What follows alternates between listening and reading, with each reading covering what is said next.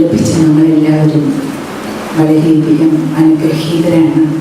ഞാനിവിടെ നിൽക്കുന്നത് അനുഗ്രഹ പ്രഭാഷണത്തിനല്ല, അതിനപ്പുറം അനുഗ്രഹം ലഭിച്ചതിൻ്റെ ഇത്രയും ത്യാഗികളുടെയും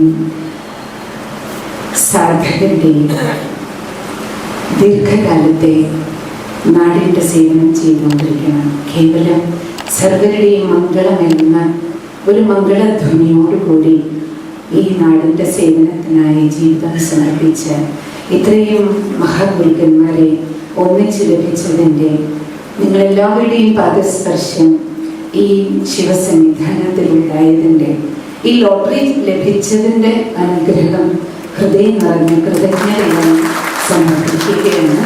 എല്ലാവരുടെയും പാദാരവിന്ദങ്ങളിൽ പ്രണാമം അർപ്പിക്കുകയാണ്. ഇതൊരു സാധാരണ സമ്മേളനമല്ല.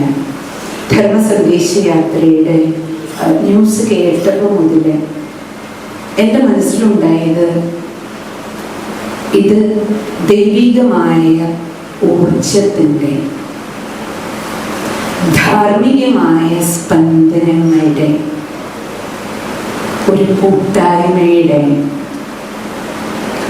ശ്രേഷ്ഠമായ ഒരു വായുമണ്ഡലം തയ്യാറാകുന്നതിൻ്റെ കാലത്തിൻ്റെ നിയോഗമായി, ദൈവത്തിൻ്റെ നിയോഗമായി നടക്കുന്ന നാം എല്ലാവരും കേട്ടിട്ടുള്ള എപ്പോഴൊക്കെ ധർമ്മത്തിന് അതിഗ്ലാനി സംഭവിക്കുന്നുവോ അപ്പൊ ധർമ്മസ്ഥാപനയ്ക്ക് സ്വയം ഭഗവാൻ വരുമല്ല, വന്നു കഴിഞ്ഞു. നമ്മുടെ മുന്നിൽ ആ സമയം സമാഗതമായി കഴിഞ്ഞു. സർവശക്തിവാൻ തൻ്റെ കരങ്ങളിലൂടെ, പരമേശ്വരൻ തൻ്റെ സഹസ്രകോടി കരങ്ങളിലൂടെ, നമ്മൾ പറയും കൈയില്ലാത്ത ആളാണ്, പക്ഷെ സഹസ്രകോടി കരങ്ങളിലൂടെ തൻ്റെ കാര്യം ചെയ്യിച്ചുകൊണ്ടിരിക്കുകയാണ്. കണ്ണില്ലാത്ത ആളാണ്, പക്ഷെ സഹസ്രകോടി കണ്ണുകളിലൂടെ ഈ വിശ്വത്തിന് കാഴ്ച കൊടുത്തുകൊണ്ടിരിക്കുകയാണ്.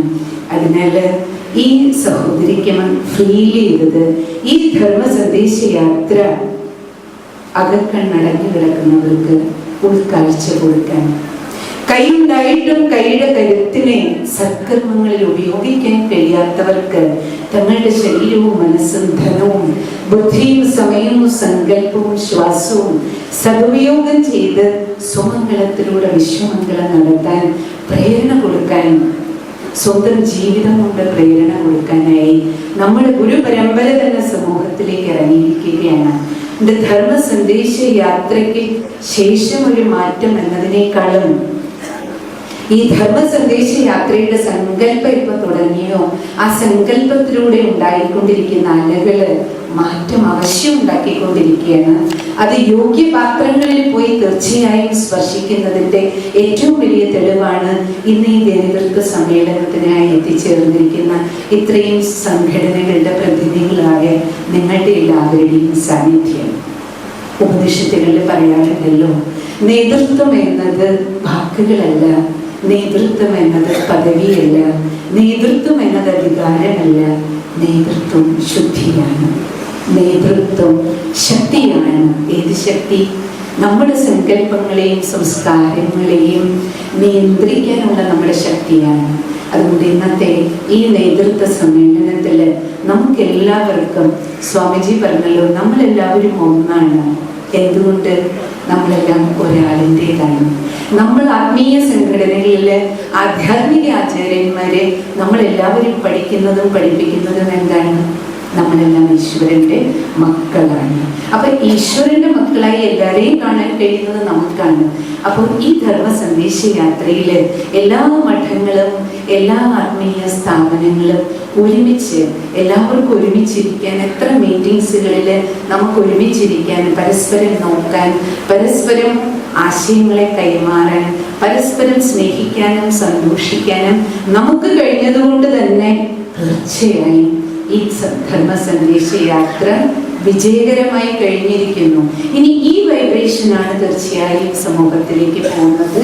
ഇന്നത്തെ ഈ നേതൃത്വ സമ്മേളനത്തിലെ അനുഭവം കൊണ്ട് ഈ സഹോദരിക്ക് തോന്നുന്നത് കേവലം നമുക്ക് നന്മയുടെ പാതയിലേക്ക് പോകാൻ, കാരണം നമ്മളെല്ലാം അനേകം ചെറുതും വലുതുമായ സംഘടനകളുടെ പ്രതിനിധികളാണ്.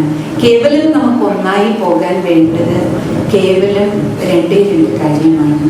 ഭഗവാൻ പറയുന്നത്, ഒന്ന് ഞാനെന്ന ഭാവത്തെ സമർപ്പണം ചെയ്യാൻ കഴിഞ്ഞാൽ, എൻ്റേതെന്ന അഹങ്കാരത്തെ സമർപ്പണം ചെയ്യാൻ കഴിഞ്ഞാൽ ചേർന്ന് പോകാനും ചേർത്ത് കൊണ്ടുപോകാനും നമുക്കെല്ലാവർക്കും എളുപ്പമാകും. കേവലം വേണ്ടത് സ്വപരിവർത്തനം.